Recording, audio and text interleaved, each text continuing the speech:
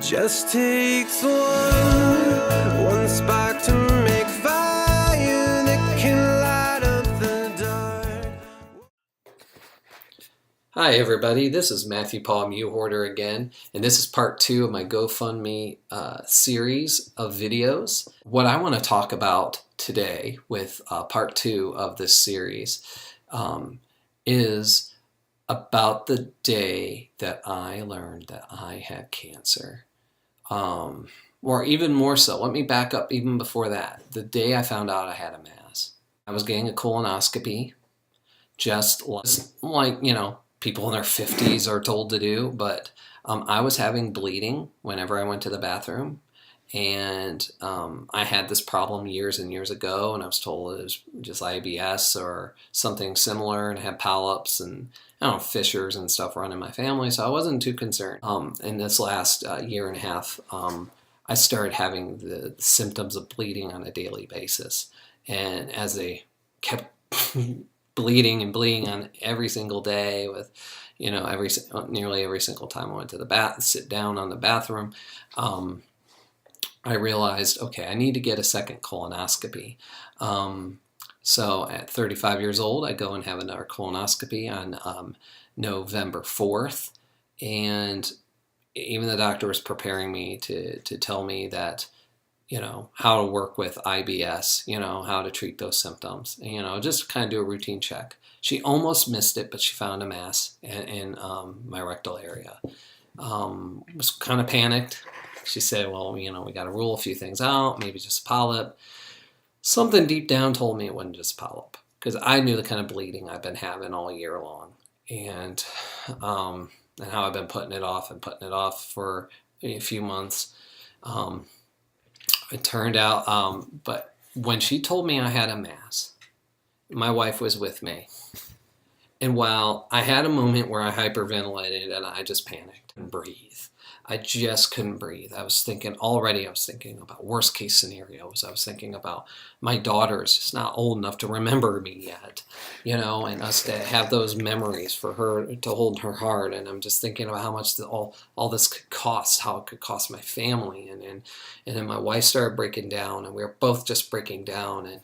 And the day after is when I got a call at work, and the doctor confirmed it was cancer. And we went weeks with me not knowing the full extent of what the cancer was. Come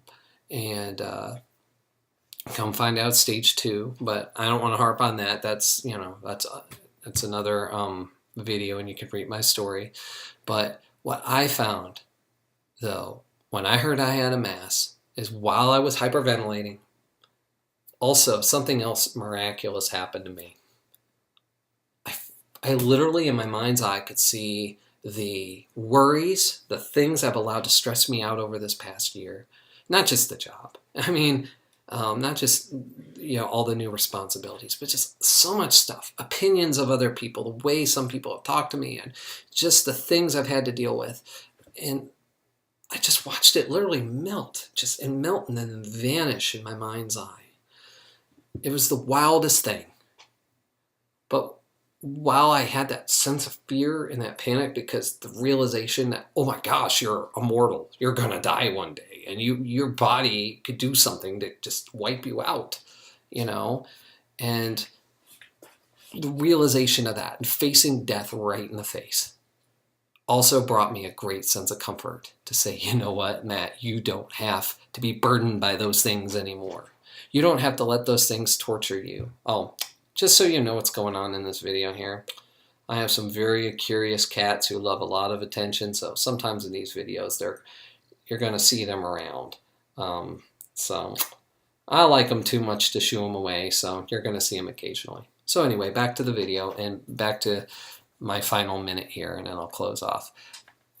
I just want to encourage you, the viewer, that please don't wait for a diagnosis of cancer or IBS or ulcerative colitis or just ulcers or whatever. Don't allow something like this to keep you from taking care of yourself and to doing the things in life that matter at the end of the day. Let me tell you, me getting this one thing done on a deadline didn't matter anymore. This one thing of making someone like me or making someone think I was great at this didn't matter anymore. My career ambitions, me becoming, rich or whatever, all those things just didn't, they stopped mattering. And I saw that I could really live my life. And I want to encourage you to just today to look at how you're living your life. What really matters and what are you allowing to keep you from it? Allow those things, see them in your mind's eye and allow them to melt and then dissipate. And only leave the things that really, truly matter to you, that you're passionate, you care about. I look forward to talking to you some more. Hope you guys stay happy, healthy, and full of love today. See ya.